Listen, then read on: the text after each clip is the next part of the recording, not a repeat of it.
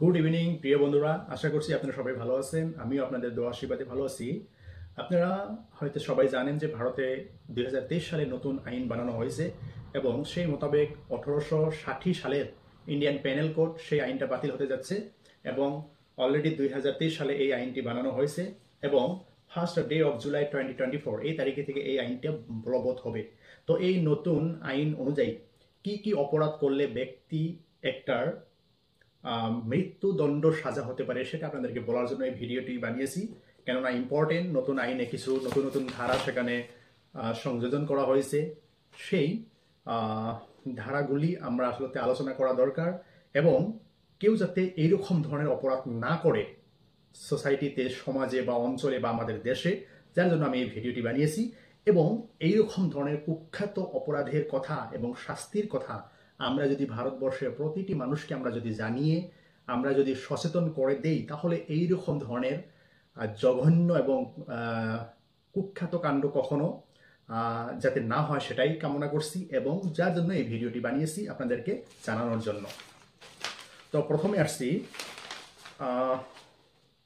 ভারতীয় ন্যায় সংহিতা 2023। মনে রাখবেন এই আইনটি, এই আইনের ধারা 65 সাবক্লজ 2 সেখানে বলা হয়েছে যদি কেউ 12 বছরের তলের মেয়েকে ধর্ষণ করে তাহলে তার সাজা মৃত্যুদণ্ড হবে। তারপর ধারা 113 ক্লজ 2 সাবক্লজ এ, এখানে বলা হয়েছে যদি কোনো ব্যক্তি সন্ত্রাসবাদীর কার্য করে এবং সে সন্ত্রাসবাদী কার্য সংগঠিত করার ফলে যদি কোনো ব্যক্তির মৃত্যু হয় তাহলে তার সাজা মৃত্যুদণ্ড হবে। তারপর আসছি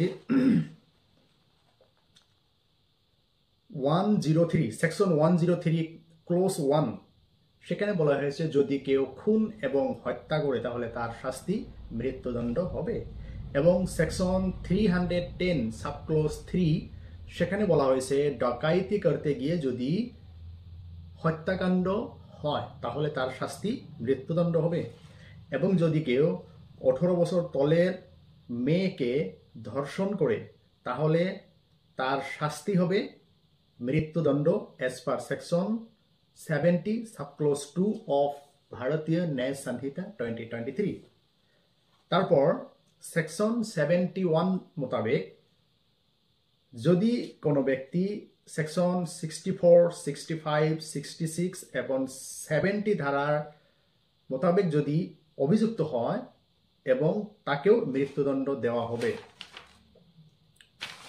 তারপর আসছি সেকশন 147, ভারত সরকারের বিরুদ্ধে যদি কেউ যুদ্ধ করে বা যুদ্ধ চালানোর জন্য যদি মনোভাব করে বা প্রিপারেশন নেয় এবং ভারত সরকারের বিরুদ্ধে যুদ্ধ চালানোর জন্য যদি কেউ ইনস্টিগেট করে তাহলে তার সাজা মৃত্যুদণ্ড হবে, মনে রাখবেন। তারপর আসছি সেকশন 160 ভারতীয় ন্যায় সংহিতা 2023, এই ধারার মোতাবেক যদি দেশের সেনাবাহিনীর মাঝে রাজদ্রোহ এবং বিদ্রোহ করার জন্য যদি কেউ ইনস্টিগেট করে এবং সেই বিদ্রোহ বা রাজদ্রোহ যদি কেউ যোগদান করে তাহলে তার শাস্তি হবে মৃত্যুদণ্ড।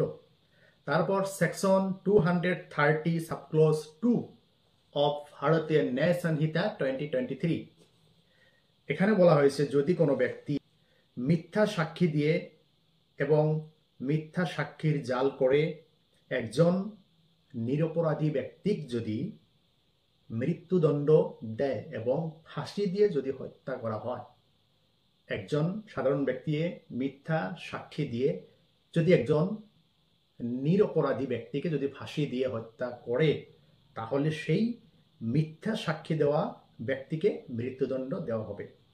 তারপর আসছি সেকশন 109 সাবক্লজ 2, যদি কোনো ব্যক্তির যাবজ্জীবন কারাদণ্ড হয়েছে এবং সেই যাবজ্জীবন কারাদণ্ডের দণ্ডিত ব্যক্তি যদি কাউকে মার্ডার করার জন্য চেষ্টা করলো এবং জখমি করলো তাহলে সেই ব্যক্তিকে মৃত্যুদণ্ড দেওয়া হবে।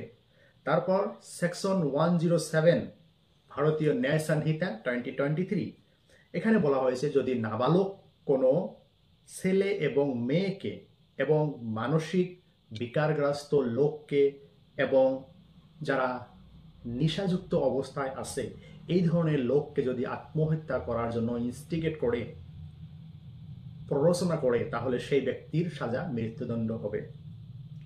তারপর সেকশন 140 সাবক্লোজ 2 ভারতীয় ন্যায় সংহিতা 2023, যদি কোনো ব্যক্তি মুক্তিপণ দাবি করে একজন ব্যক্তিকে কিডন্যাপ করলো, অপহরণ করলো এবং অন্যান্য বলপূর্বকভাবে ধন যদি নেওয়ার উদ্দেশ্যে অপহরণ করে, তাহলে সেই ব্যক্তিকে মৃত্যুদণ্ডের সাজা দেওয়া হবে।